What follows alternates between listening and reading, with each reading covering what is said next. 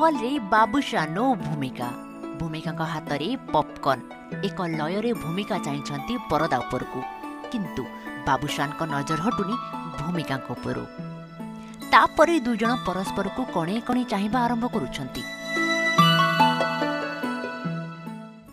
ए तो गला film hall कथा सेपटे टिके समय मिले रास्ता कड़े चा पीवा को पहुंची जाउछंती एही दुई जन चा पिउछंती और हसी हसी कथा मध्य हेउछंती परस्पर उपस्थिति को नहीं बेस खुशी ही दुई जन तेबे रियल नुहे रियल लाइफ रे एमिति किछि रोमांटिक अंदाज रे देखिबा को मिलिबो बाबूशान और भूमिका को।